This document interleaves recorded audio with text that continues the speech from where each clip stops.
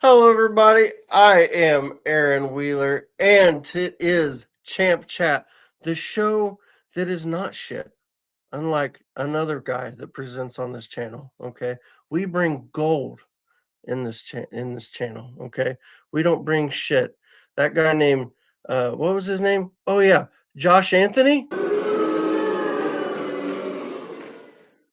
We ain't got time for that guy. Ain't got time for that guy. We're bringing the good stuff. So I'm gonna bring in my partner in crime, John Merrill.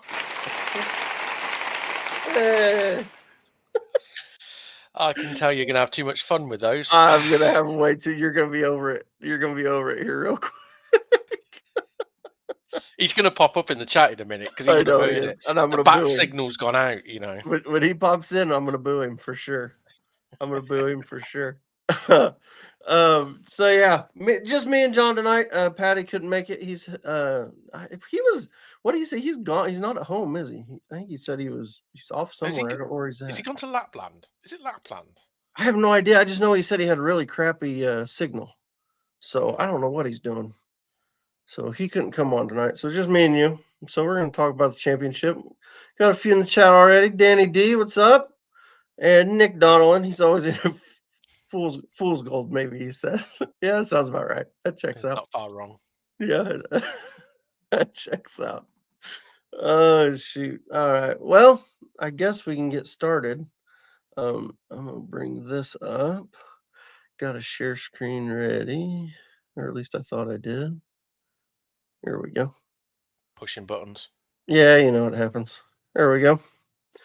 All right. Watford FC are delighted to confirm the return of Javi Garcia as head coach after deciding to part ways with Paolo Pezzolano and his backroom staff, whom we thank sincerely for their efforts and commitment during their time in charge. We wish them every success in the future. And there you go. So it didn't take long.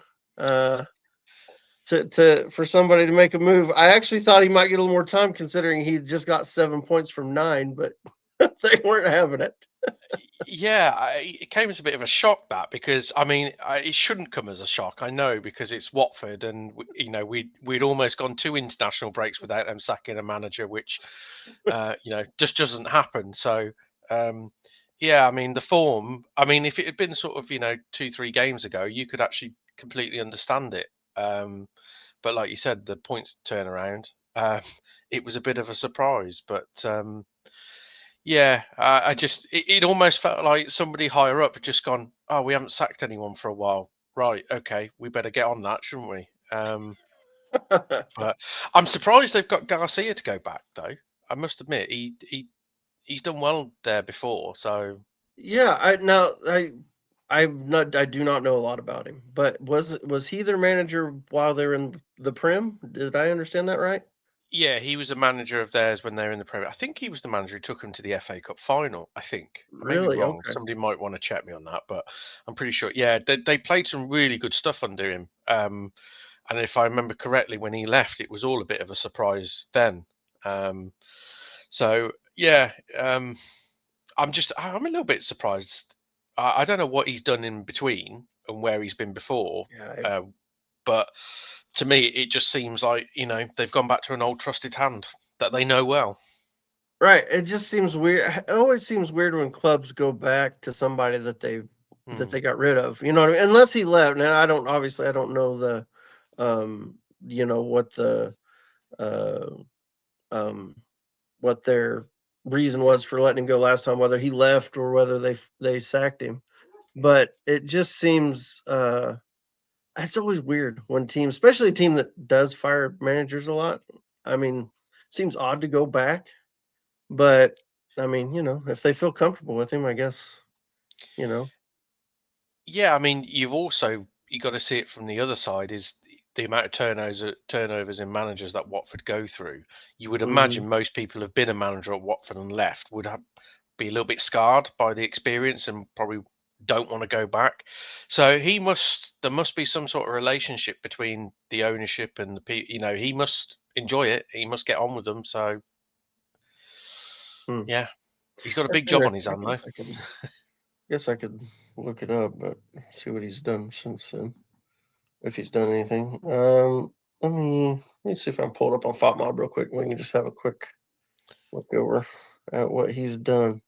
Um, Andrew's got a good question there. Just curious, who was the uh, fastest coach to ever get sacked? Do you mean in the championship or like ever in all leagues? Because I'm pretty sure I know who it is. who Or is. who was it? Who was it last season that left? That it was in the, who was it? They left after one game last season, and I think it was mutual. I don't think it was a sacking. I think he just decided to go. In the championship, I can't remember who it was. Somebody left after the first game of the season. Oh, that was No. was it the Preston? Was it the Preston manager? Yeah, Preston. I think that's who it was. Who I can't think. Yeah, left right off. Said, "Yep, I'm out." Yeah, yeah. Oh God, what was his name? Because I he's can't think of his name. he's manager of Wigan now, isn't he? He's the Wigan manager, I'm pretty sure. Is he okay? Ryan Lowe. Oh, okay. Yeah, yeah. All right. Yeah, but the honest answer is Andrew. I don't know the exact one, but I would say there was a Crystal Palace manager. I forget the guy's name. Famous ex-player, and he was manager of Crystal Palace at the start of one season for like 5 games, and then they sacked him, which was big news because I think that was the quickest in Premier League history, which did seem at the time pretty mad. But like I said, I think he lasted 4 or 5 games or something like that. Wow, So that's insane. So here's what we've got um for Garcia. So after he left Watford in September 2019. So I assume that that looks like a sacking because he didn't go straight to his next job. So he was sacked. Which so he started in January of 2018. So he was only there a little over a year. It wasn't like he was there a long time. But I guess for Watford, maybe that is a long time. yeah, just Watford. So yeah, he was there from January 2018 to September 2019, and then his next job was Valencia. So he took that job for looks like he got one season with them. He took over in July 2020 and left in May of 2021. So obviously it wasn't a great season. And then he went to Al Sad. Sounds like a horrible job. He was there for 6 months. It looks like December to June, and then he took over at Leeds from February 23. But I was only there till the end of the season, so took over for half a season at Leeds. And then now he's back at Watford. So that was his last job, was in 2023 at Leeds. I must admit, I don't remember the Leeds tenure that well, to be honest. But yeah, I've just looked up the Palace manager I was on about was Frank de Boer, who lasted 5 games at the start of the 2017 season and then got sacked. So I think he won 1, lost 4, and then was booted. So That's a quick sacking. Yeah, I'm going to say I think that Especially I remember. considering he won one. It'd be one thing if he lost all five, but he won one of them. It's not all bad. Yeah, he was well, he was replaced by Roy Hodgson according to the list. So Okay. yeah, but 5 All games. right. So let's see who else is in chat here. Obviously Andrew's in. Got him in. Habs, yo, what's up, buddy? How we doing? And see. Habs says Wales lost, but Nathan Broadhead scored in the 89th minute. Yeah. Yeah, I was. I thought they were on their heading for a comeback, and apparently, and then Belgium. My phone went off right after. I was like, "What? Somebody scored already?" It was literally 30 seconds later. Belgium scored again. Oh, it's terrible. I'm going to say I must admit I haven't seen a lot of Wales under Bellamy, but obviously watching the England game, Uh-huh. I was kind of surprised how poor Wales actually are, if I'm honest. Yeah. And with I know the Belgium side's a bit of an Asian side, but I thought I didn't give them much hope going into that game. Yeah. Sadly, I don't see them qualifying for World Cup, if I'm honest. Yeah. Unfortunately, I didn't get to see the game. Yeah, it looks like they're gonna. I think they're gonna struggle just to get into the playoff. Because it looks like North Macedonia is kind of in the driver's seat there. Yeah, but I don't know if they've still got to play North Macedonia. I think they do. I think. Let me check. I was actually looking at this earlier. I know it's kind of off topic, but let me check it out real quick. Let's go match. There we go. Table. So yeah, in their little qualifying group, Belgium obviously is up top. They've played 6 games and are on 15. Or sorry, 14 points. North Macedonia has played 7. So I think they play 8 total It's 8 in the group. total, I think. Yeah. So yeah, so North Macedonia only has one more game, and they're on 13 points. Wales has played 6, and they're on 10. So I mean, they can jump them, but let's see if it shows. Let me see if I can Wales have got to figure win out. the last 2 games, basically. Yeah, I want to see who they play. It's interesting. So it looks like the next match is Liechtenstein. So surely they win that. And then the next one is North Macedonia. So that's the big one. So they got to win them both, and that's the one they got to win the big one. The big one's with North Macedonia. That would get them. They win both those games. That will get them into the playoff, or the qualifying pit, or whatever, however that works out. But I'll be honest. I don't give them much hope even in the playoffs. You're right. Yeah.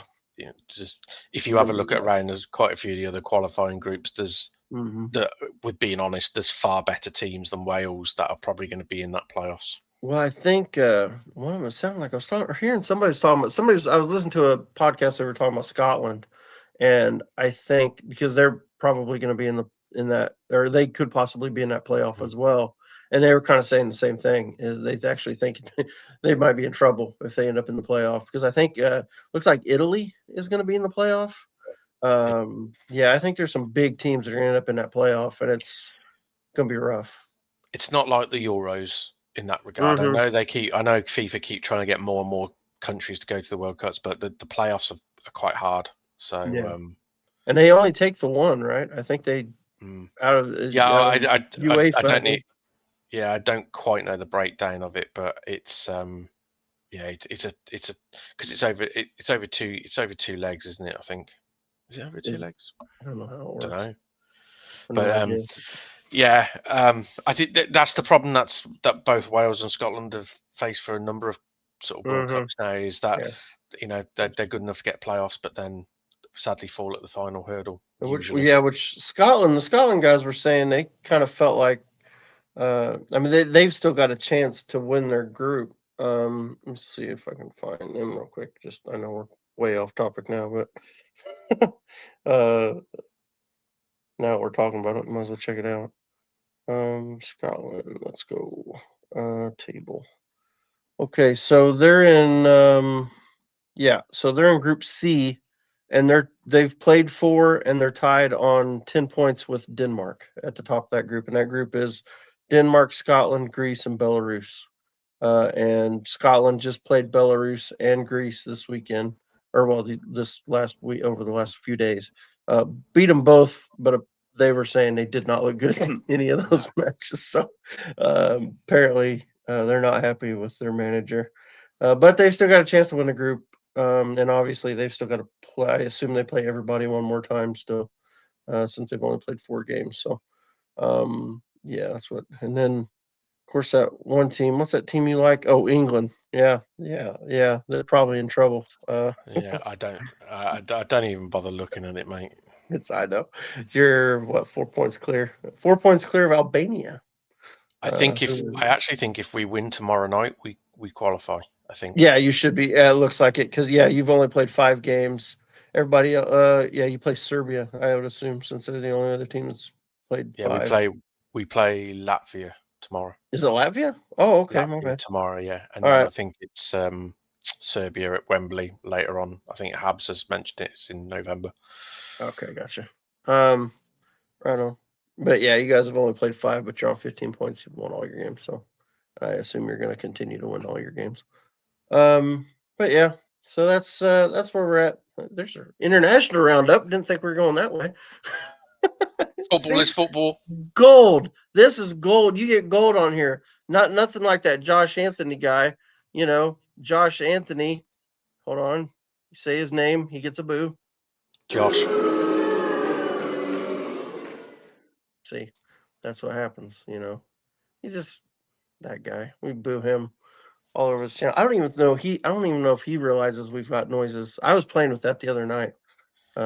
When with me and You need to press it Victor were on here. when you're on a show with him next, because it'll just stress him out because he won't know what's going on. You know what? No kidding. I was messing with you the other day. Me and Josh haven't done a show together in forever. I don't remember the last time me and him were actually on the same show, because we're doing so much on the channel now, and it's always split up. I was trying to get him to come on tonight so I could fuck with him. He was giving me shit. So I think the worrying thing about Josh is that when he learned out there's another international break in November, I'm not sure he's going to cope. So he's in trouble. He was saying that, and I was laughing when I was typing it in the chat. It's in 3 weeks, dude. Yeah, because I think it's is it 6 games? Is it 6 games we play in between that one? And we've actually got 7 because we've got that cup game, that extra cup game. Yeah. We got the EFL Cup. So, yeah. So anyway, let's see who else is in here. Esteban's in. Greetings, TLP fam. What's up, Esteban? Let's see. Ooh, here's a hot take. This might make some of our Welsh listeners mad. Bellamy is not a good manager. See, I don't know. I think their results have been better since he's came in.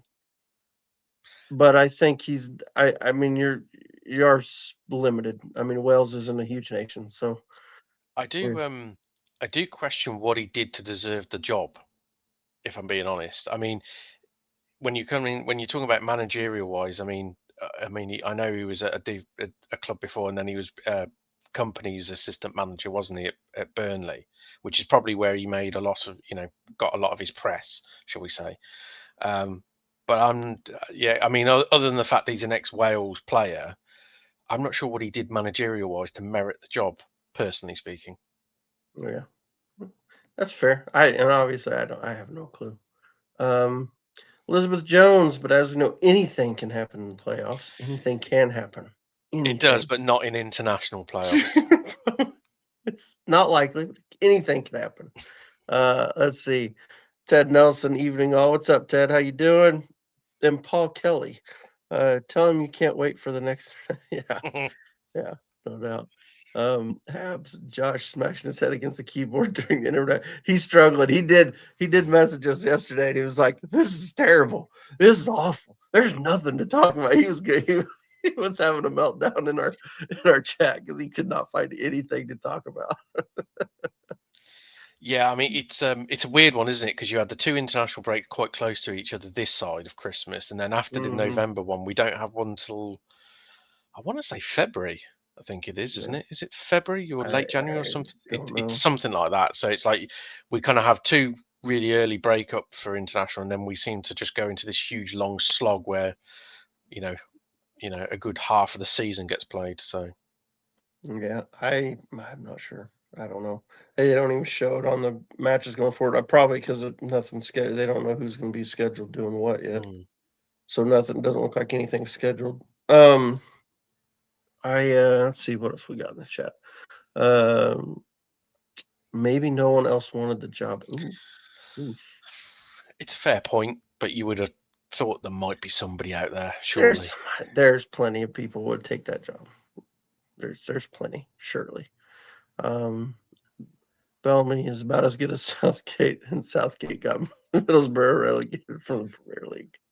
You mean Dowergate, not Southgate? Yeah. Hey, he's really good at getting England to finals. You got to give him that. Well, he can lose them, but he got them there. I mean, without wanting to upset everyone, he's the Phil Parkinson of international managers. Gets to a critical game and then doesn't make the substitutions to win the game. Okay. Uh-oh. Here we go. Let's see. That's right. All right, hold on. Time out. I gotta reply to that. You can't talk shit on Parky, okay? I can't. There's rules against this. There we go. Andrew C. Aaron, you said earlier this week that Wrexham should look at the Bundesliga for a striker. Philip Hoffman plays for Bochum. and is 6'5". He also played 2 seasons in the championship. Yeah, there's plenty of guys, big guys. We were talking about, me and Victor were talking about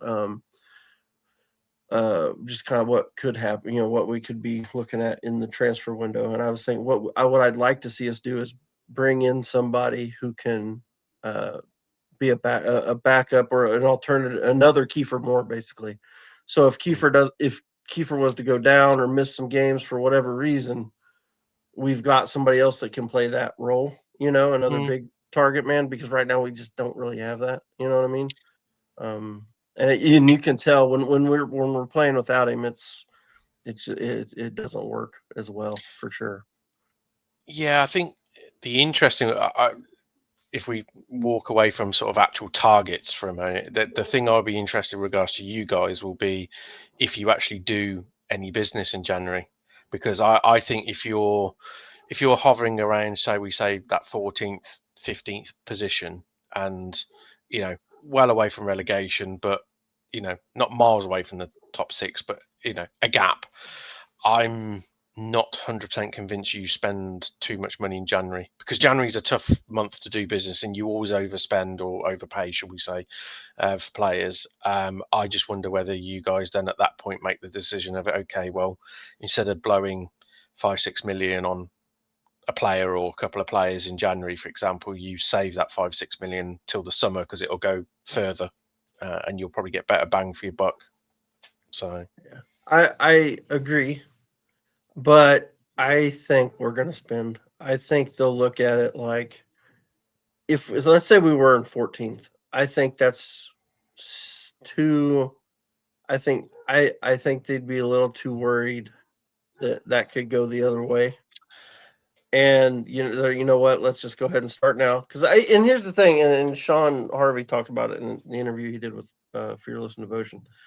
They look at it. They looked at this as a 3 window project. They're thinking 3 windows to get their squad where they want it. So I think they'll use that. And I think Josh touched on the right names. I think Elliot Lee probably moves in January, and we probably bring in, whether that doesn't mean we're going to bring in like the best, another top end midfielder. Maybe it's just another step up. You know what I mean? Just raise the floor, yeah. squad depth. You know what I mean?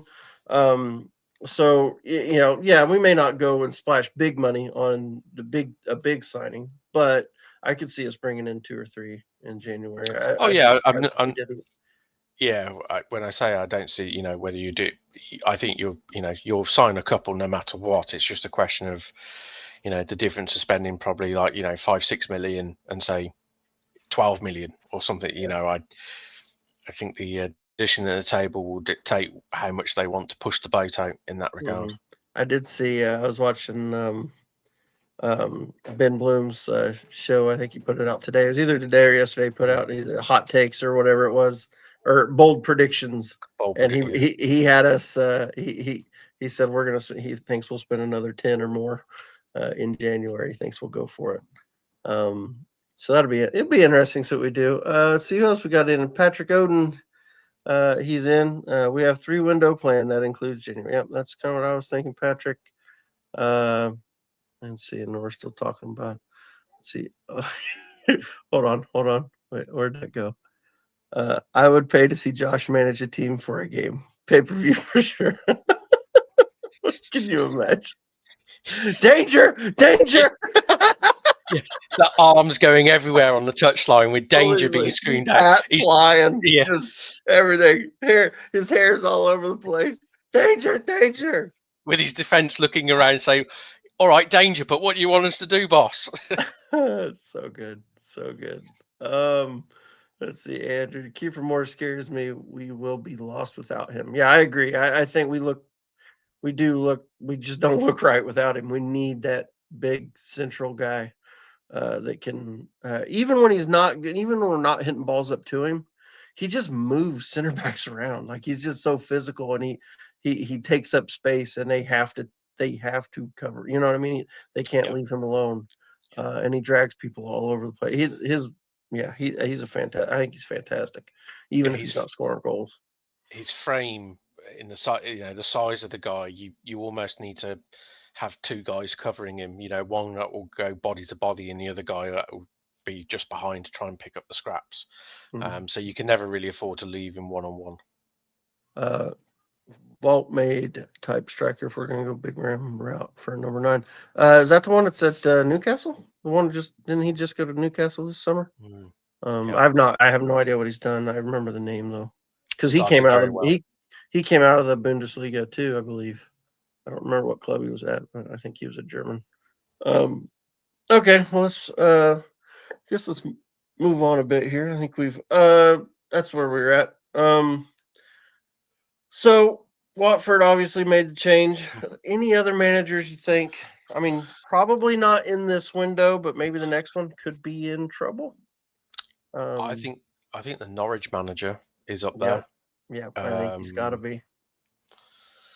I think the manner. I think the manner of defeat against Ipswich. I think they actually did all right for the majority of the game, but it's against Ipswich. They haven't. I think have they lost every single home game? I think this season. I'm not. I don't know if is it every single one. Maybe it is. I want to say they definitely haven't won at home, but I actually want to say they've lost every single home game this season. I know Manning's teams tend to do this sort of very gradual curve upwards, but I think. I mean, like we said, 6 games to the next international break. He's got to win some points in the next 6 games. Otherwise, I think he's in trouble.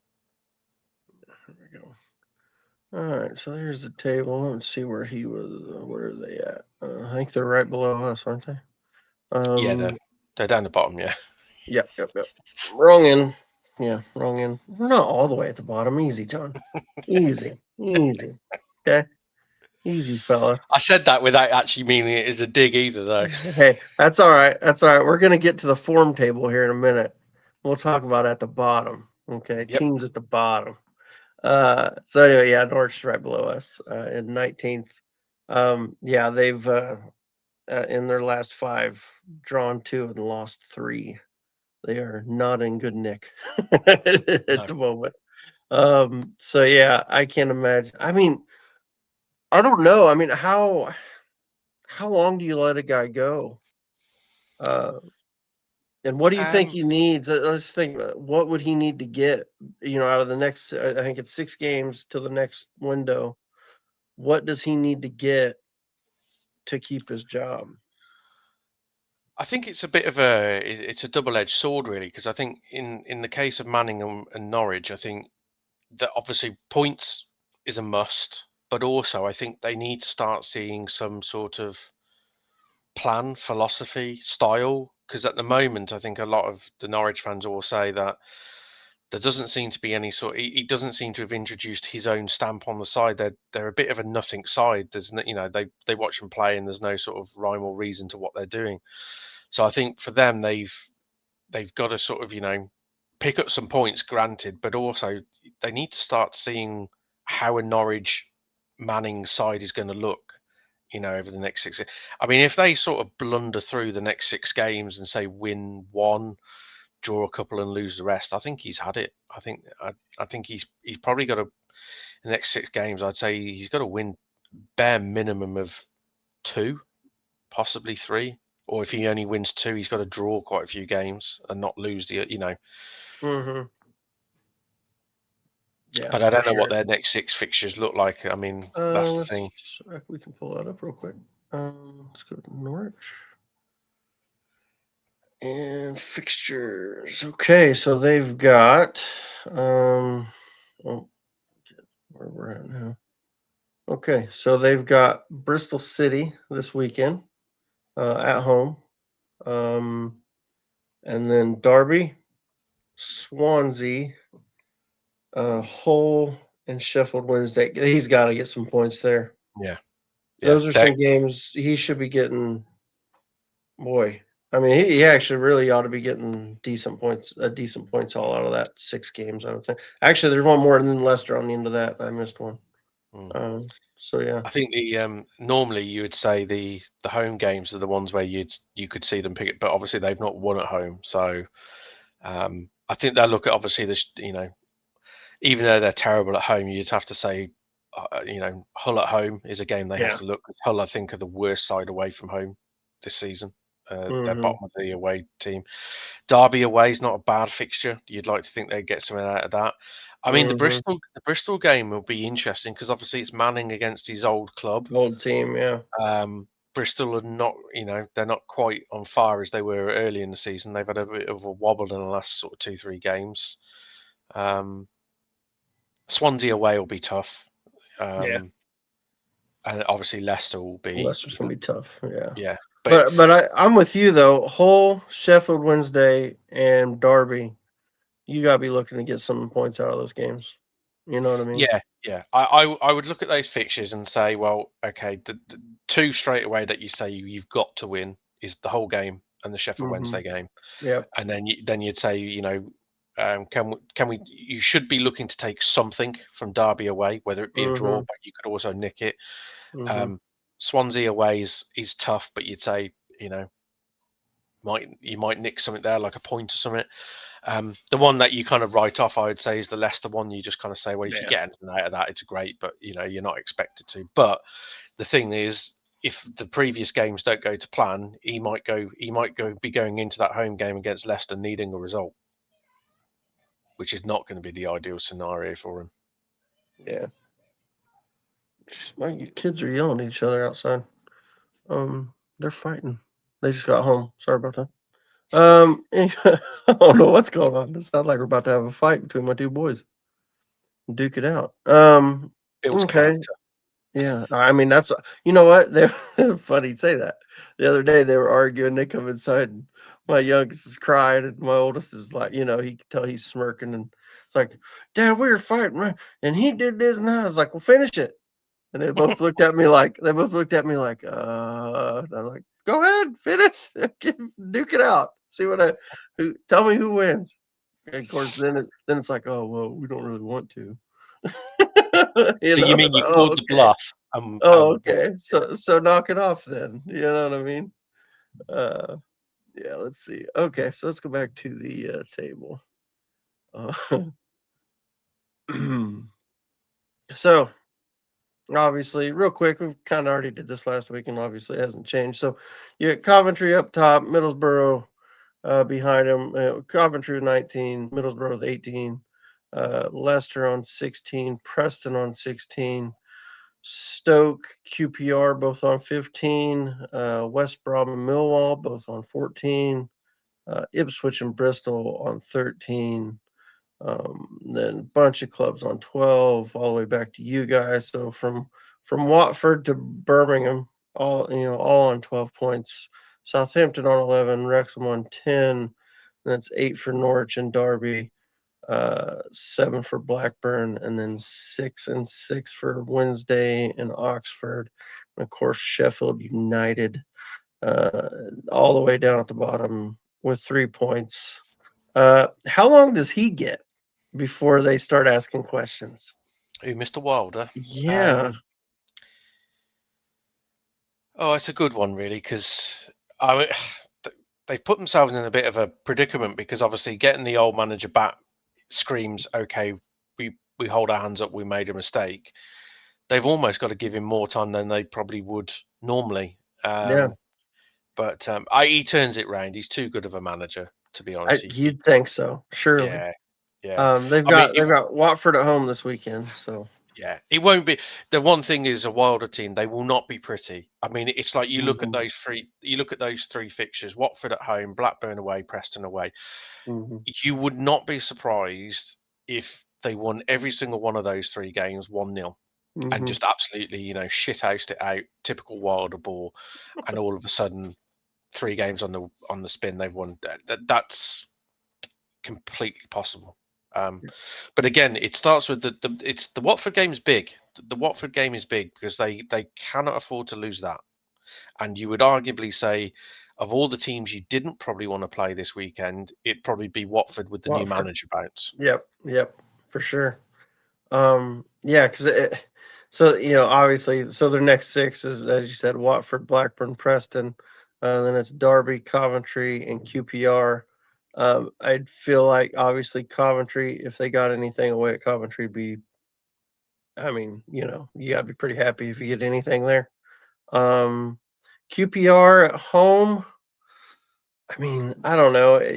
QPR's been playing really well, and obviously we'll get to the form table. They're on a roll right now. So QPR, I would say, I mean, if you lost that game, I don't think it's the end of the world. But again, and then Preston, they're playing really well. So going away to Preston's not going to be easy. But Derby at home, you feel like you need to get something. You probably want to, like you said, Watford, they need to get something this weekend. And then probably Blackburn on Tuesday. They need to get something away there. Uh, Yeah, and I mean, but there's you, no guarantees. There's no no, guarantees. you I look at mean, those fixtures and you'd say the home games they got to win. yeah, I mean, yeah, for sure. They definitely.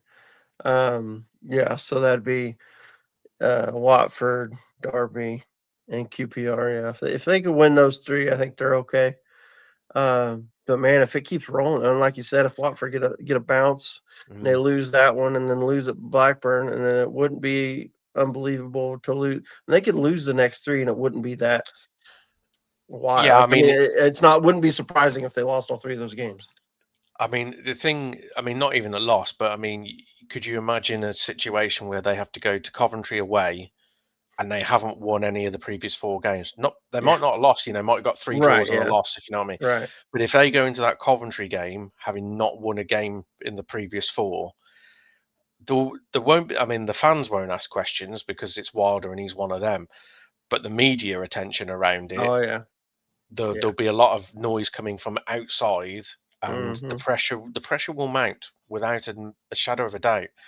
Um, and the other thing is, it depends what other teams are doing around them. If Yeah. Oxford and Derby pick up a result or Blackburn pick up a result, they're already a few points off safety. If that gap Hmm. grows and they get to say a Coventry and haven't won or something, then there will be some serious questions asked, saying, you're all of a sudden you are a little bit cut adrift, and the Championship's one of those leagues. Once you find yourself behind, it's really hard to claw back into it. Yeah.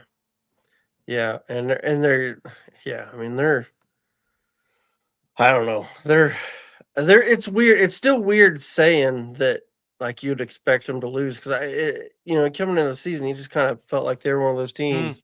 They're probably going to be they're probably going to win most of their games, and that was just kind of the thought. So in my head, even just looking at the games, it's like, I mean, surely they win that. Surely they win that, but they're just not winning anything right now. they really remind me of Luton last season, when you just Hmm. looked at Luton and you looked at the players, Yeah. and you just every week that went by, you said, well, they'll turn it round. Then another loss. Well, they'll turn it round. Then all of a sudden you start getting into it, and you sort of, well, actually, half the season's gone. They've been crap all season. Hmm. They ain't turning this round. Yeah. and Yeah. and then all of a sudden, At some yeah, point, it gets to that. yeah. Then the penny drops, and then it's like, oh, we really are in a dogfight now. Hmm. Yeah. Yeah. It could be. I mean, just imagine if Wednesday gets something. In their next few. I think Wednesday's got Charlton. I think this weekend. Mm. So that's. I mean, well, I could see Charlton uh, beating the hell out of them, but I could also, it wouldn't surprise me if Wednesday are right there in that game, and it's a 1-0 either way. You know what I mean? It wouldn't be super surprising because I mean, Charlton, I think, be happy to get a 1-0. Maybe not against Wednesday, but generally the way they play, it's defensive, and he's going I to set tell you, them up to nick one. So I don't tell you know. what, it's still strange to see Southampton in 17th. I dare you. That's yeah. How long does he get? Um, He's because got to win some that's games, hasn't he? he's gonna have to real quick. He's got to start. I think losing that Derby match or drawing that Derby match, that was a tough one. Um, I think they needed to win that. And they've got Swansea this weekend. That's not an easy one. And then they've got Bristol City away at Bristol City. That's not gonna be easy. Away at Blackburn, yeah, you'd expect them to get something there. And then they've got Southampton, and then they're away at QPR. I'm gonna drop one down, and then they've got Wednesday, so surely they get something against Wednesday. But yeah, he's got to probably win.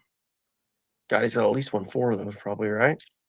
Yeah, I'm going to say you'd say that they're an automatic team in the sense of Mm-hmm. that the aim is top 2. So you'd say every single home game they would expect to Mm-hmm. win. So that's the was it Swansea, Yeah, Preston, Sheffield Wednesday, and Wednesday. I'll be honest, they should expect to go to Blackburn and win. Mm-hmm. Bristol City Yeah. away will be tough, but they would still say bare minimum a point. QPR away is the sort of the one at the moment. You'd say, well, it depends what QPR turn up and they're on good form. So will Mm-hmm. they Yeah. be on good form at that point? But again, if you're an automatic chasing side, the honest answer is you've got to go to every game looking to win it. You should say you pick up a point bare minimum. So, Yeah. but yeah, I agree. He's got to win. I think he's got to win 4 games out of that minimum, really, Yeah. because otherwise, Yeah. you get to the November international break and forget the bottom of the table, but straight away the gap between them and the top 2, it could be over. Mm-hmm. Yeah. Yeah. If they don't get 4, I mean they could be. I mean, because even if they see where are they at, so they're on 11. I mean, I guess. See, I guess this is the thing. The champion. Nobody's really running away with this thing right now. No, no. So I guess they're only 4 point. Yeah, they're 4 points off of playoffs. So if they won 4 of the 6, that probably puts them in that ballpark. Around 6th or maybe a little further up than that. Surely, you know what I mean. So maybe, yeah. I mean, and if they're up there, then I think he's in good shape. But if they only get 2 or so, you know, Yeah. I don't know. I mean, he's gonna have to do better than what they're doing right now for sure. They got to start picking up more draws. Aren't doing it. Draw if he gets 3 draws out of those and say 1 win, that's not good enough. Yeah, because if you're the Southampton ownership, you Mm-hmm. might be actually, you might be sort of looking at the pitch and going, well, actually, we're not playing badly. We're just not getting the rub of the green. We're drawing a Mm-hmm. few games. The problem is, if Coventry continue their form and say Ipswich continue their form, Mm-hmm.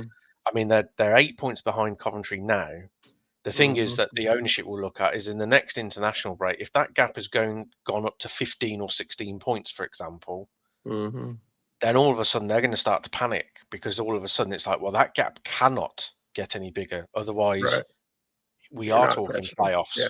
Yeah. Um, and I'm not sure that is going to be acceptable. So, yeah, Yeah. it's a big 6 games for him at Yeah. Southampton.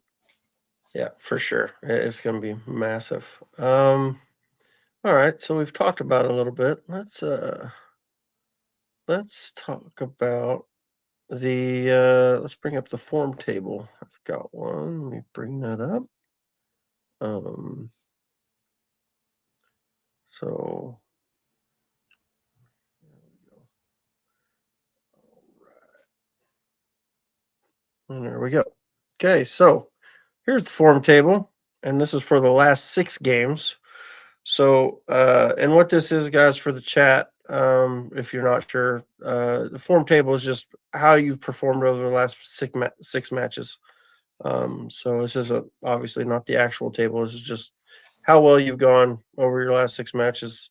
And some of them they do 10 games or whatever. This one's 6. So obviously we've got QPR at the top. They've averaged over those 6 games 2.33 points per game, which is, let's be honest, that's promotion.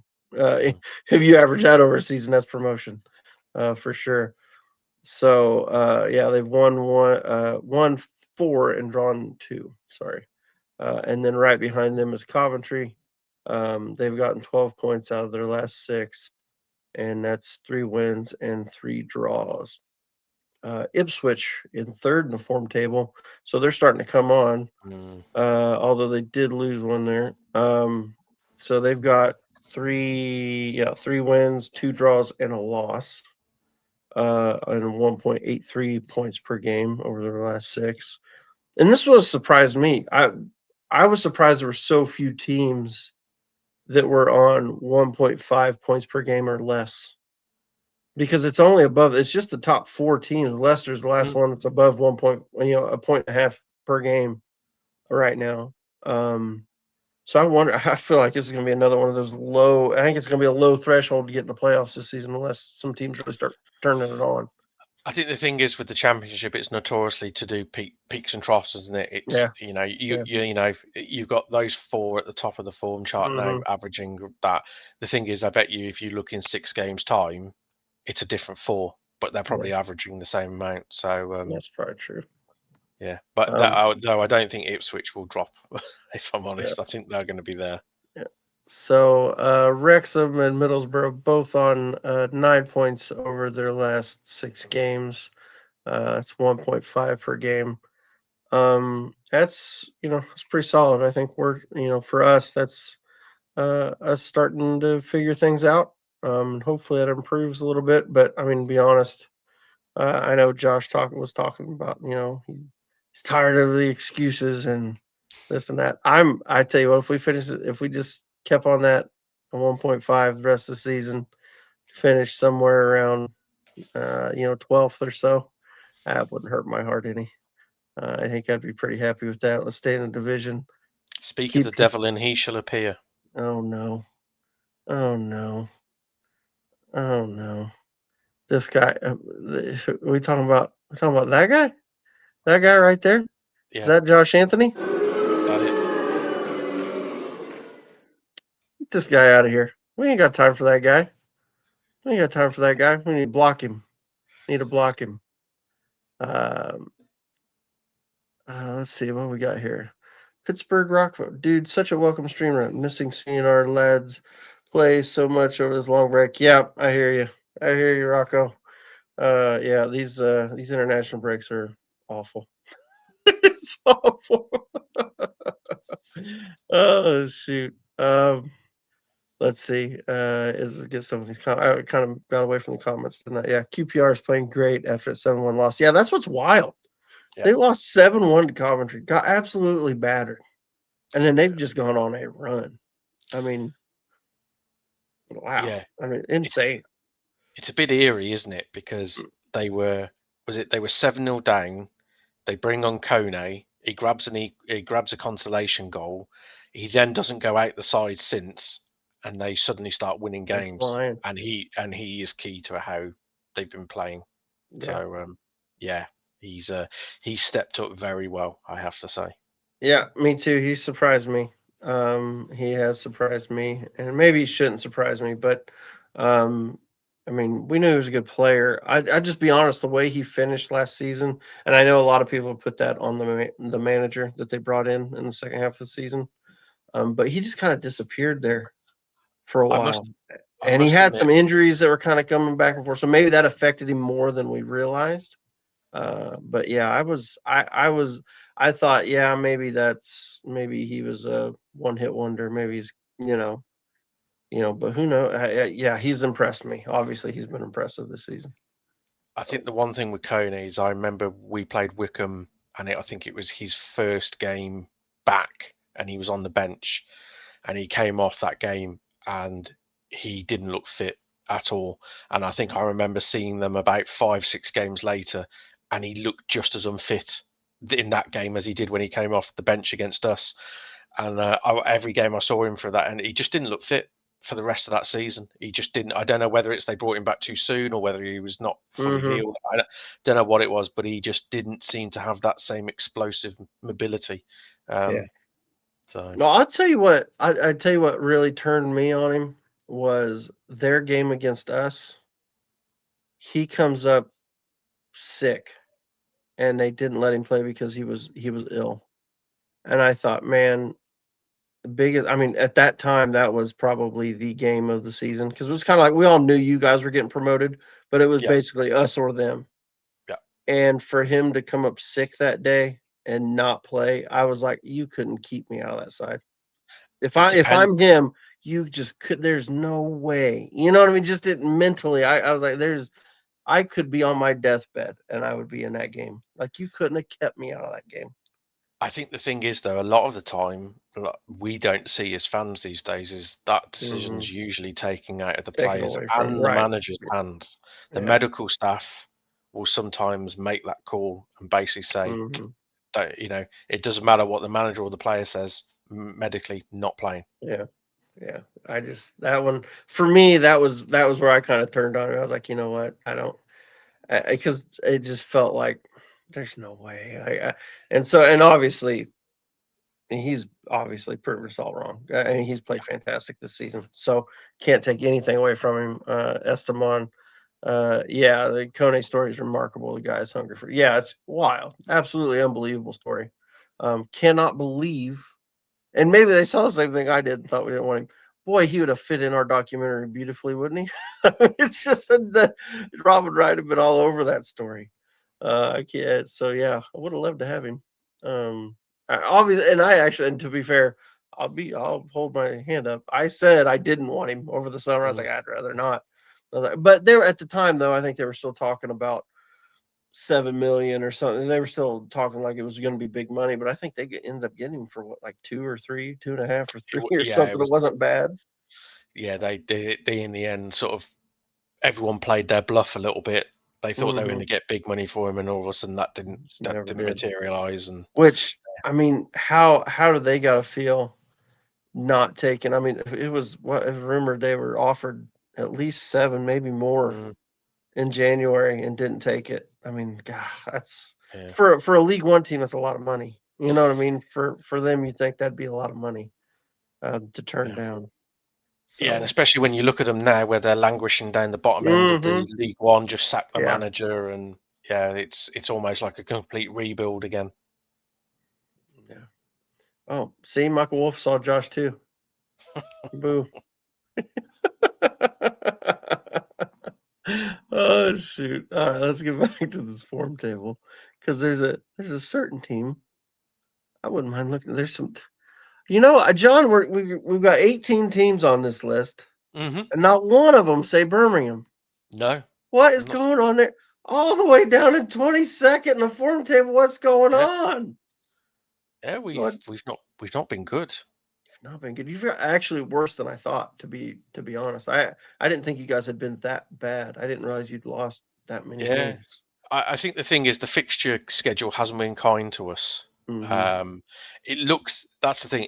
On the form, it looks bad. I mean, there was the draw. It does look really Yeah, good. but what is it? We had Stoke away when they were flying, Hmm.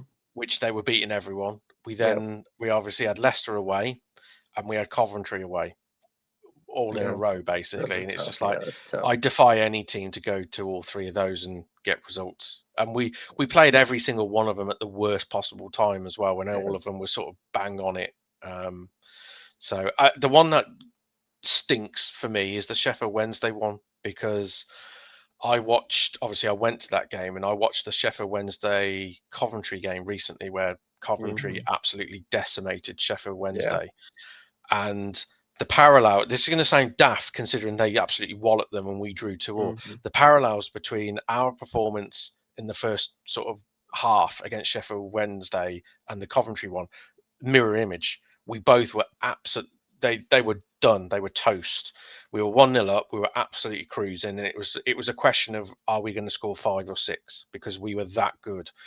And then we just gave a stupid goal away, and all of a sudden, you give any team a goal, they suddenly start fighting, they start running, and then the game just got away from us. I mean, somehow we managed to nick a point, but um, yeah, it's but the thing is, I'd say, we're still middle of the table and we've been on our worst run so far. So, and the thing for me is I look at our next 6 fixtures and I go, do you know what? We've got some really nice fixtures compared to the previous 6 that we had. Hmm. So now's the time, I'd say, if we're still if we sort of repeat this form for the next 6 before the next international break, then I'm asking questions. That's the one. Is it me or does that I see you from Josh feel a bit threatening? No, No, Josh not doesn't really. threaten me. Josh doesn't threaten me. Let's be honest. You know what? I'm just gonna put it out there. I'm just gonna throw him under the bus. He run his mouth on the show. He's all Billy Badass on the show. Aaron, that's bullshit. He's running his mouth at me while I wasn't there to say nothing. What y'all didn't see was as soon as he ended the show, he picked up his phone and called me. Aaron, I'm so sorry. I didn't mean to say that. I was just talking it up. I didn't want to be mean. Blah blah blah. And that's what happened. That's what really happened. So no, he doesn't threaten me at all. Do you know the only thing that is scared of Josh?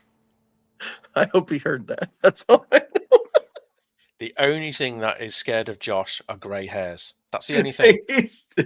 He'll never have gray hair. No, He's on point. He's on point with his hair color. His hair dyes. He doesn't mess he's, around with that. he's He perfected is the scary. art of it.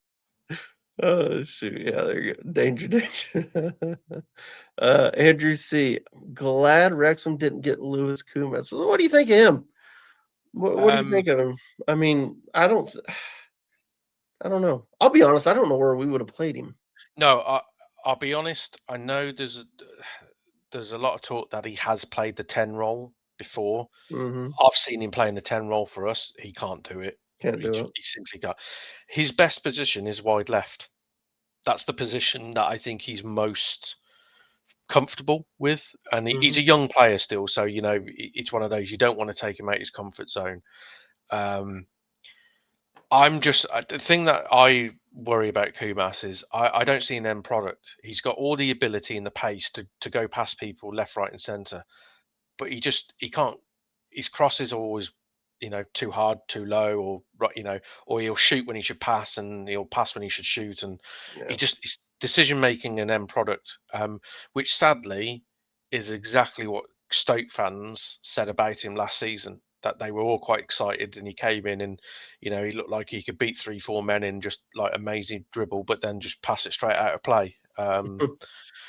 So yeah, like I said, I'll be honest. Having watched him, yes, I was very surprised to see you guys linked to him because again, like you're right, there is no way in that side he plays for you. Just there just isn't. You know, and granted, for us, he's essentially third choice behind Damari Gray, Keshi Anderson, and then it's him for the third choice to play wide left. To be honest, so he's a squad player. Yeah, he's an interesting one. I mean, yeah, obviously the thought would have been the 10, which when we were looking at him, we weren't even 100% sure that we were going to switch the formation yet. We were still playing the 5-3-2 or 5-3-1-1, whatever you want to call it. But so we hadn't quite made that change yet. But yeah, we kind of, you would expect that. But if we brought him in and then I'm just not sure. It's a weird one for me. And I know there was a few, and I kind of thought, no, it's definitely not. There were people suggesting he could come as a wing back. I was like, I don't think he's a wing No back. chance. I don't think that works. No. So I honestly don't know where he'd play for us. I really don't. I mean, as much as the Broadhead signing to me still doesn't make sense, this would have made less sense because, like I said, he has filled in the 10 role for us in I think it's 2 games. He's come on and had to play the role. I think he started the 10 role against Leicester, and I think he played like the first 15 minutes in the 10 role, and he just looked like a lost sheep. Didn't know where to position himself. Had no idea what to do. It just didn't suit him. And I think like within 10 minutes, Davis had swapped him to the left hand wing, and that's pretty much where we've seen him since. He will come on as an impact sub to replace one of the wingers whoever's tired. So yeah, disappointing I would say so far, but he's young and we've got him for the season, so you never know, he might come good. I'll be honest, I was with Broadhead since you brought him up. There was a few games where he did look lost in that 10 role, and he was like he couldn't quite figure out where he needed to be. But I think since, was it Derby? I know he scored in a Leicester game. No, it was a cup game. He played in a cup game against Reading and scored 2 goals. And you could see it. And he looked a lot better. Now, granted, it was against Reading, but you could see that he was finding his spot, and he just looked more comfortable. And Then he came in, of course, scored against Leicester. It looked really good in that match when he came in, and of course, and he's been coming in for Windass. So he's been coming on for the last 20 minutes or so. I would like to see him play with Windass. I think I think what I see out of Broadhead is he gets into those. He's not super. He doesn't look to me, and maybe I'm wrong, but from what I've seen, I don't think he looks like a super creative player where he's doing these really great passes. He just gets into places where he's dangerous. And so when you've got a creative player like a Windass who can make those killer passes, I think if you get those two together playing off of more, I think that could be that. And I do think when Parky brought them both in, I think that's probably what his plan was to play them together. I'll be But honest, I don't think there is a planet in the universe that exists where you are going to play more Windass and Broadhead in the side do because I do? because Parky will never leave his midfield that exposed. Because you're essentially saying you're going to play two in midfield. Yeah, I think he'd do it. He'll do it. Don't see it He'll in a do it. million years. Oh, he'll Not do it. not It'll not in this happen. division. It'll happen. It'll It happen. might It's coming. happen, but you'll be 3-0 down after 20 minutes, and then it'll be like, No, we okay, won't. No, no, no. We'll be he's not fine. going to he's not going to trust a midfield two to hold championship midfields when you've got Windass and Broadhead who are going to offer you absolutely nothing defensively. So That's you not are true. Windass has actually offered a lot more defensively than I thought he would. Windass To tackles be like a paper bag in a windstorm. dude, listen to this guy. I'm with Wrexham Global Fan Channel. Absolutely. Why is John so negative? Exactly. John, I've watched boo, championship for long enough. boo, John. Double boo. It's because he's a Birmingham fan. That's why it's so negative. They just keep I think, losing. put it this way, I actually think playing, like you said, more up top and Windass and Broadhead behind, I actually think that would look really good. And it is very Mhm. attacking. I just don't see your manager doing it because it goes I do. against everything he's ever done as a manager. No, he will. He'll do it. You didn't. But here's the thing. I don't think you. And see, and I understand where you're coming from, but I don't think you saw us play in the National League and in League Two when he'd throw everything forward, Yeah, but and he was not afraid to do it. Now, last season it was opposite, but I don't think he felt like he had the squad to play so attacking. You know what I mean? I think he decided last season, okay, we're going to go real defensive, and we're just going to shut everything down. We're going to win everything 1-0, and I'm going to be happy with that.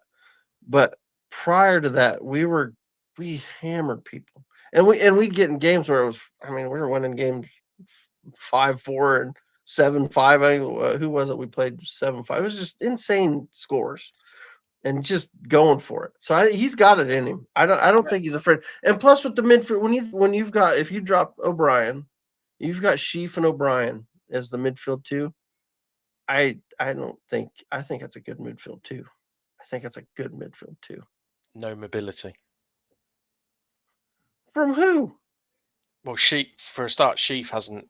He's got no mobility over 60 minutes. The problem you've got in this league is you play two in there, 9 times out of 10, you're coming up against a side with three. So you're always going to be outnumbered. And if you have Broadhead and Windass push forward, they are notoriously going to be picking up the 10 pockets. It's very unlikely they're ever going to. I mean, they won't drop back into the midfield. They might be asked to, but they're not going to be any use to you. So the question is, yes, you'll be very attacking that way, but you're going to leave yourself so exposed and you're outnumbered in midfield. And predominantly, you're not a possession based side. So you're giving Mm-mm. away a more numerical advantage in the midfield against more possession based teams. In this league, you'll get beat. I don't know if I agree that everybody's playing three though. I Oh, think every most of the teams we played are playing two. um, okay, if you say so. I mean, you guys played two. Um, Not necessarily. We move one of our wingers into the central. If you look what we do, what we do is we push a 10 further forward. Our right back becomes essentially a winger, and our winger drops in as a central midfielder. Okay. So But we end up. that's a But that's winger. us. We're a bit different. But that's a winger. I ain't scared of a Yeah. winger. A Hmm? winger ain't no good in the midfield. I agree. It's not. But I'm not scared of Lewis O'Brien in the midfield. So I think we'd be fine. I think Lewis O'Brien and Ben Chief will be fine, or even Dobson. You throw Dobson in there too. I think. I don't. I think he brought. I don't think he brought those. I don't think he brought Windass and Broadhead in and thought, yeah, I'm going to only play these guys one at a time. do you I want don't. my take? What I think he brought Broadhead for? I don't I know. Go think ahead. I think he brought him as a striker, and I think Moore's performances have surprised him, and that's put Moore in the side above him. I think he had all along that Moore would be an impact sub because that's what he has been for his majority of his career for the last 3-4 years, and I think Broadhead was brought in as the big money number 9 signing Hmm. with Windass behind him. That's what I think he brought him in for. I can't. I don't know. He's not shown that at all. He hasn't played him there at all, like at No, any no. point in any game. So he may not be wrong, but I don't see. He just hasn't shown that at all. No, I Um, just think Moore's way, the way that Moore started off the season is almost mhm. sort of he's built the side around having Kiefer Moore in that. Like you Kiefer said Moore, earlier, yeah, if you yeah. lose It's Moore, you're yeah, you're screwed. I'm not so sure you would be because I think I personally think he would deviate to having Broadhead up top and we figure sort it of play out. Yeah. winger. But I think it's such as the Moore hit the ground running, it was very much of a and teams couldn't deal with it. You know, I mean, he scored a lot of goals early season, Hmm. and so I think he's built the whole front line around that at the moment.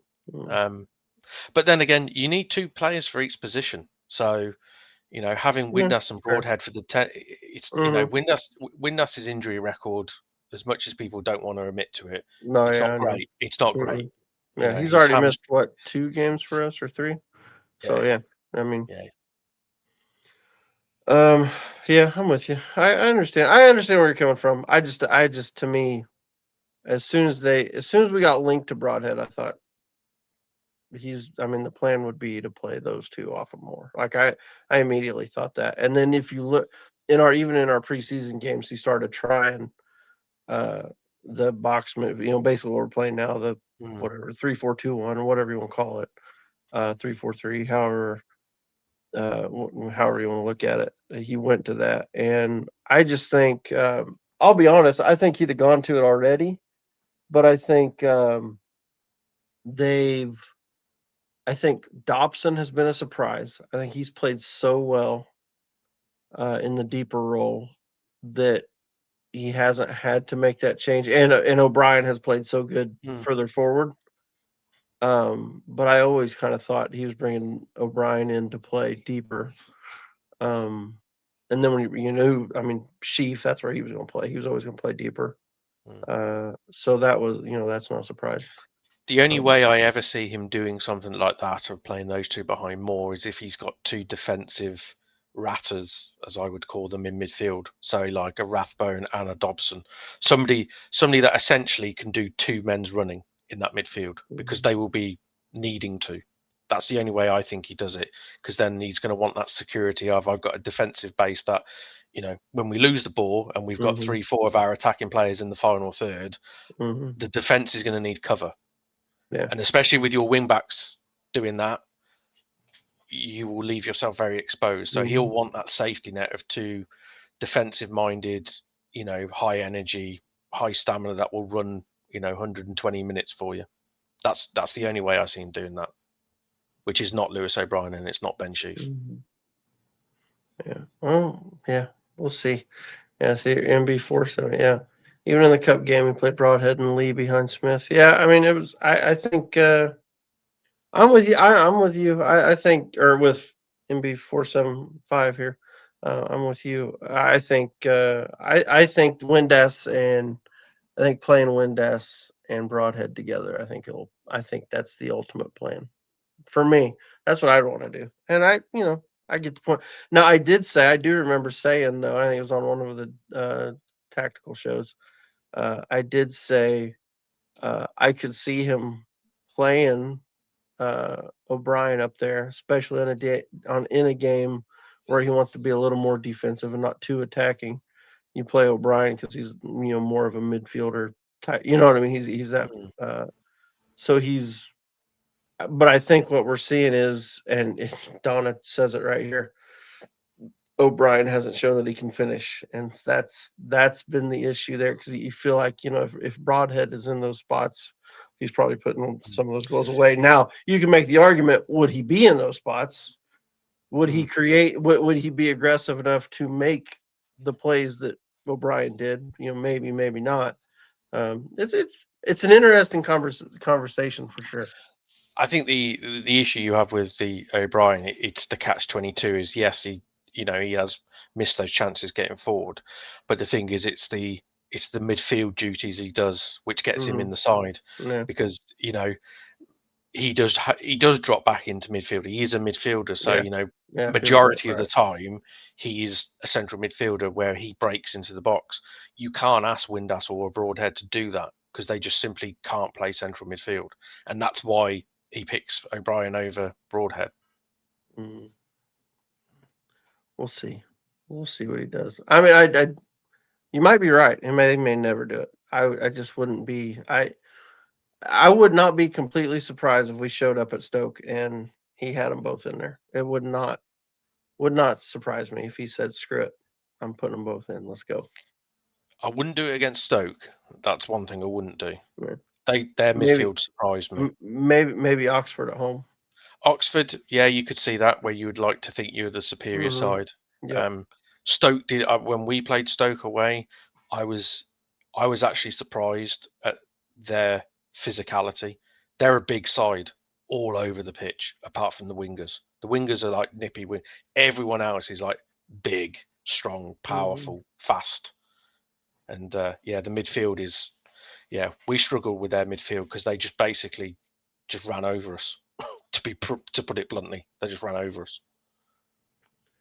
George Jones. Brian had a pretty nice chip against Millwall. Yeah, I mean he scored 3 goals. I mean it's not like he hasn't scored, but I mean, you could be sitting on about 8 though. He's had Yeah. several that were big chances that he missed, and I think that's what I think.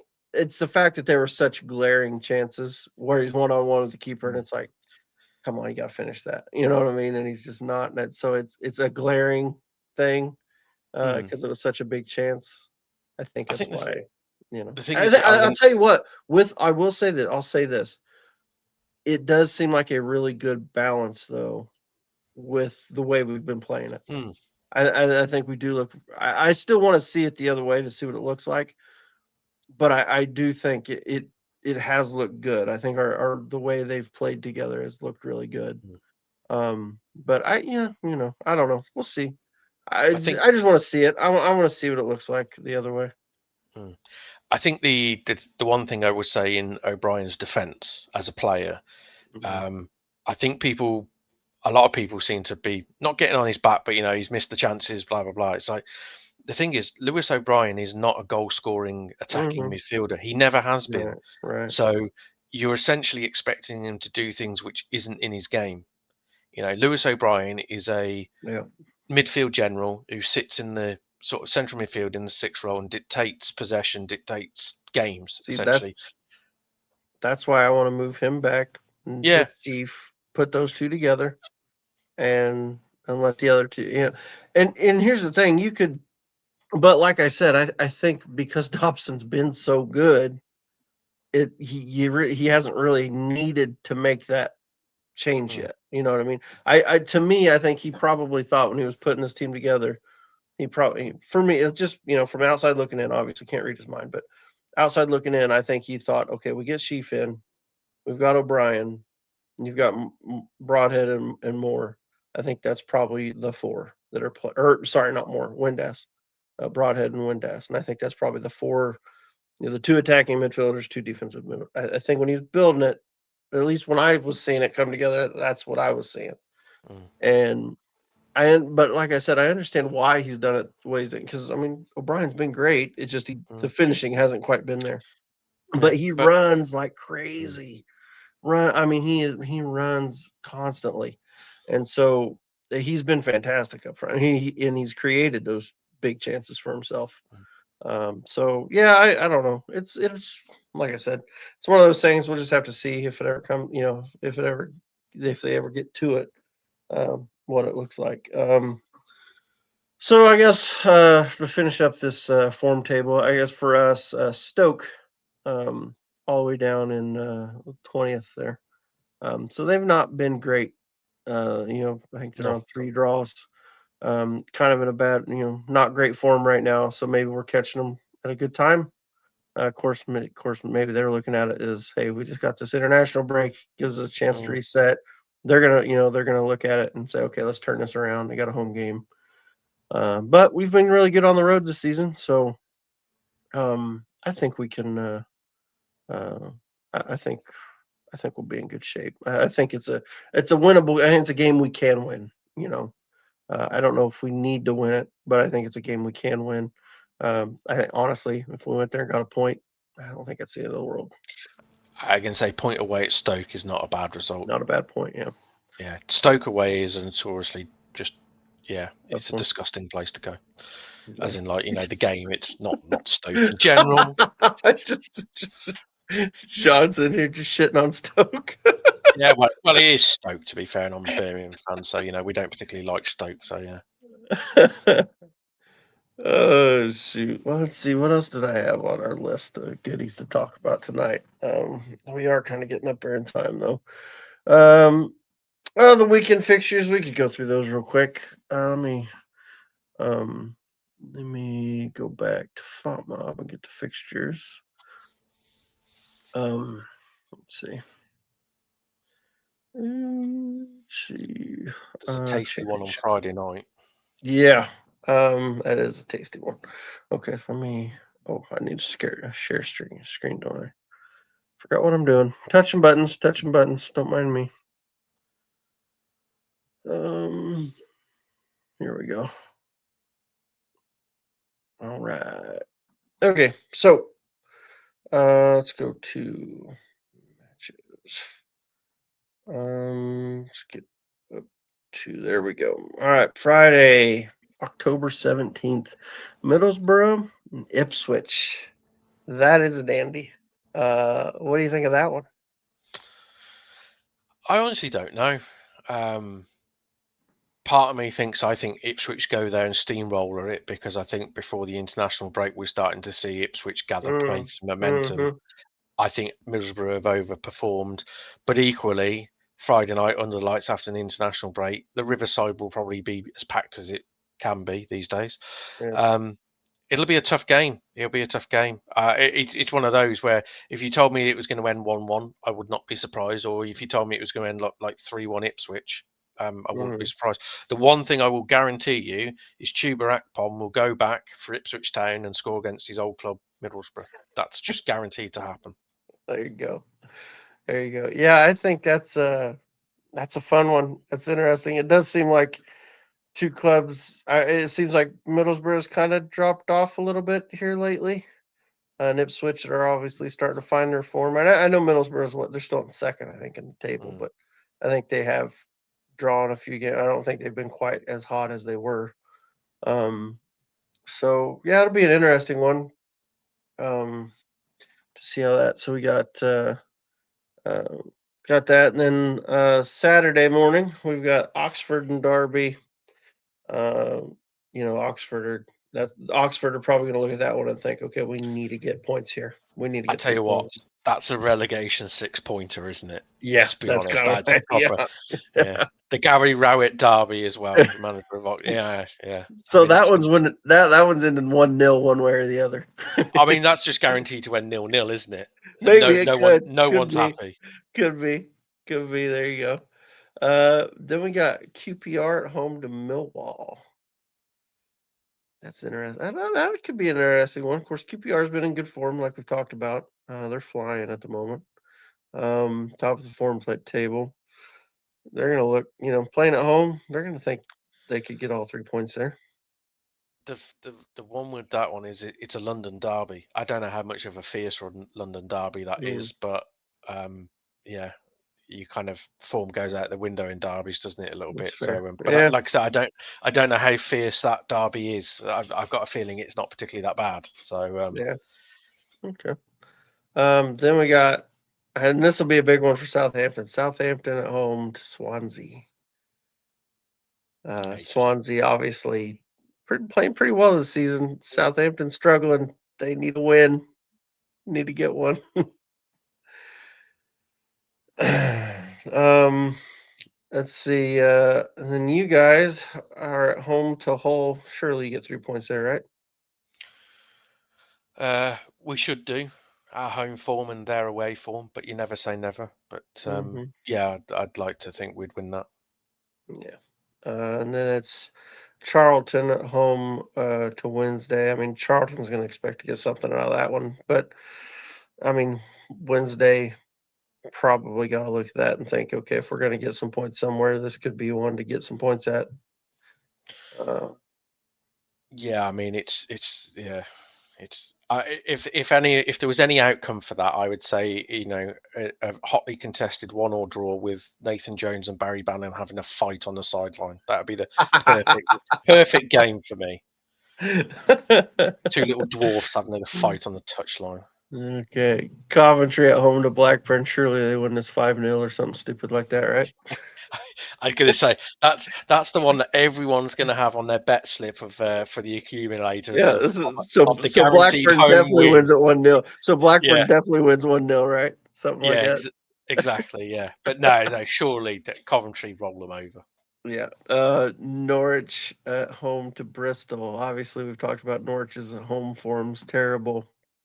Um, Bristol's playing pretty well this season. What do you think? And then, of course, the manager's old Norwich, Manning's old team coming to town. That'll be interesting.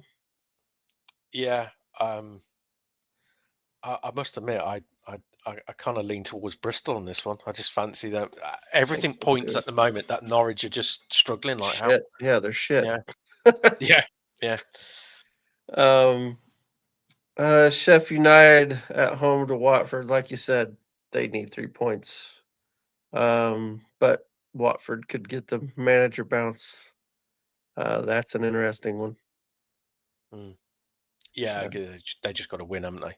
yeah, they need to. Irrespective of how well they play, just win. Yeah, just an ugly 1-0. Get out of there. Stoke and Wrexham. Obviously, I think it's a game with the way we've been playing on the road. I think it's a game we're going to target and try to get something out of. I'd be happy with a 1-1 or something like that. Stoke are probably, they're looking to kind of reboot. They started the season really well, and then they've kind of been on a bad run of form here lately. So they, I mean, obviously they're probably going to look at it. If you just look at the table, they're probably going to look at it and think, "Oh, we should be winning this." But I think when you look at the form table and how teams are going, I think we definitely look like the team that's heading in the right direction. So we'll see. We'll see how one plays out. West Brom and Preston. That's an interesting matchup. Mm, yeah, yeah. I can say normally you'd say West Brom at home, but Preston obviously are not. I think Preston are the sort of side I think West Brom will find really frustrating because Preston won't Hmm. come to attack them. They'll sit back, Hmm. low block, and play on the counter attack. Yep. And I'm not 100% convinced West Brom have an awful lot of creativity in that side. So I think they do struggle to break teams down. So yeah, that's a tough one to call actually. Um, Mm. I don't think it'll be a particularly pretty game to watch, shall we say? It's not going to be one for the football purists. That one. There you go. And then Leicester at home to Portsmouth. Got to be a Leicester win, right? Yeah, yeah. I can say I'm not sure. I don't think Portsmouth travel too well, do they? And Mm-mm. yeah, I think Leicester are just too good at the moment. Yeah. Oops. What did I do? I'm hitting buttons. Screwing up my thing. There we go. Okay, get rid of that. And then I think there was, oh, I know what I wanted to get to. So we talked about this at the end of last week's show, and I stopped Patty from going on another half an hour because we'd already been on for 2.5. So why is a cop called a cop. And so I did look this up today.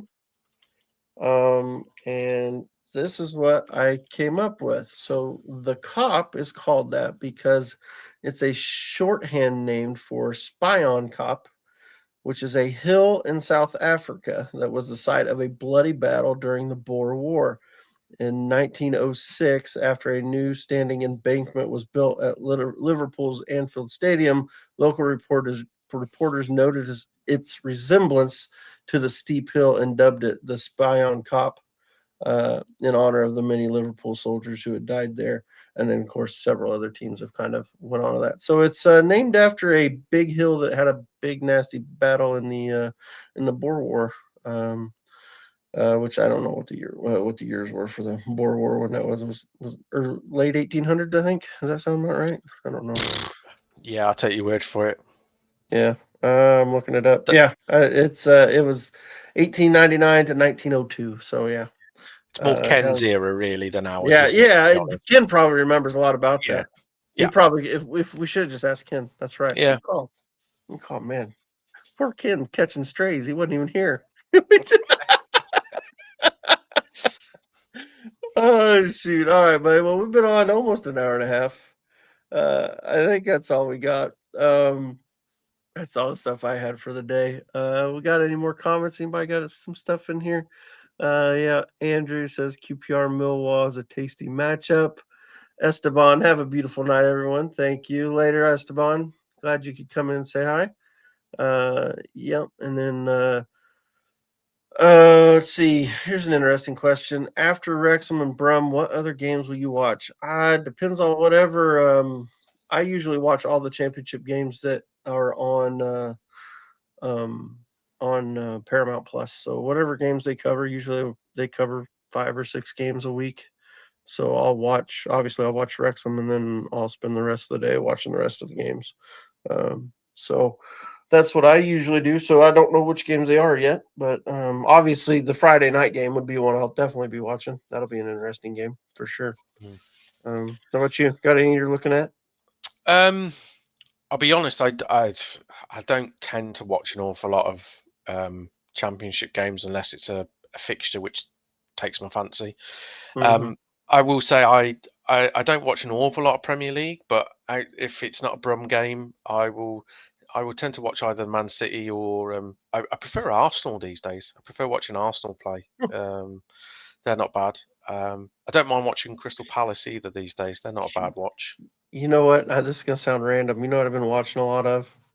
I've been watching a lot of Bundesliga and Bundesliga 2. Uh, Because we get on ESPN carries all the games. So I've yeah, just been kind of like, there's just a couple teams one of the teams, I'll be honest, I found playing Football Manager, and now I'm just kind of curious how they do. And so yeah. I've been watching them watching their games. They're in the Bundesliga too, so I've been watching them play a little bit, and then play. I watch a few Bundesliga games I, just I for tell you fun. what, I did watch over the weekend. There was a League One game on Sky, I think it was. I watched about 20 minutes of it. I cannot remember Can't who do. it was. I watched 20 minutes of it and just went, "Oh my God, I remember this last season." So, Jesus, so I mean, so glad we're not there anymore. it was so bad. It was just like, oh God. See, okay, now this is I'm gonna be that is how I feel when I watch the MLS. I'm Yeah, telling you, the MLS is horrific to watch. If you're watching a lot of European football, like high level European football, and then you go to watch the MLS, it's like this is League Two with each team has like a Messi on it. You know what I mean? It's just like they've got one really good player, and then obviously they're not all at his level, but you get the point though. It's like each team they'll have a couple really good players, but the rest of the team is just like, I mean, this is watching National League. I mean, some of the mistakes they make are just horrendous. You know what I mean? It's like, oh my god, what is going on? The defending at times is awful. mm, Yeah, it's just hard for me. It's just hard to watch, and I hate to be that way because it's our league. It's mm. the league we have here in the United States. But it's just tough to watch sometimes. I think it's always shall we say, a bit of an alarm bell when you see experienced pros who have clearly reach the sell-by date when it comes to Mhm. European leagues, and then they go over to the. I mean, it's essentially it's a retirement home, but they go over to the MLS, but then they end up playing like another 3-4 seasons over there. Well, You and just they're think, stars, and they're great. yeah, and it's like you watch them, in their previous season in Europe, and you think, well, you've maybe got one bit part season left as a career as a pro, and then 4 years later they're still playing in MLS and actually putting up numbers, and you just kind of think, as a fan from over here looking over there, you just kind of think, is the level really that bad? Is it walking football at times? Because wow. Brasileiro Serie A is really fun to watch. I assume that's Brazil's premier division. Yeah, I've not watched. I haven't seen any of that.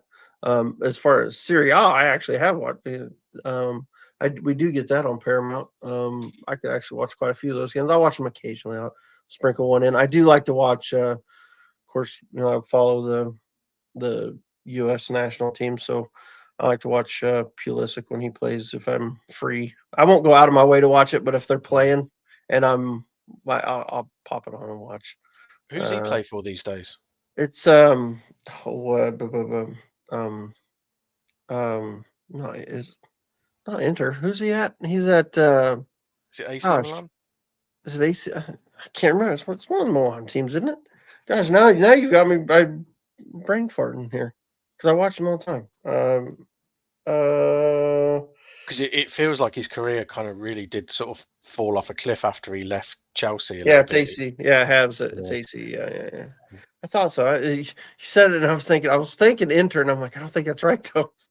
I Speaking of which, I don't think I've seen Steve in there tonight, but we were talking about old other team shirts. I've actually bought a retro AC Milan Yeah, 1998 shirt from when I remember watching really. AC. Yeah, yeah. What's it look like? What's it look like?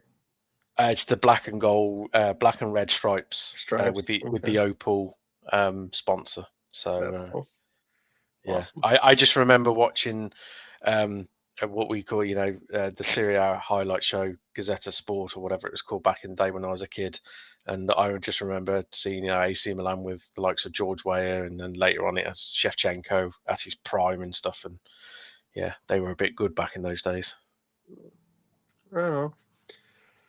All right, buddy. Well, I think that's enough for tonight. We won't keep everybody for 3 hours like we did last week. We went. Yeah, That's right. Show just kept going. All right, guys. Thanks for coming in. Thanks for watching. Make sure you hit the like, subscribe, share, all the good stuff.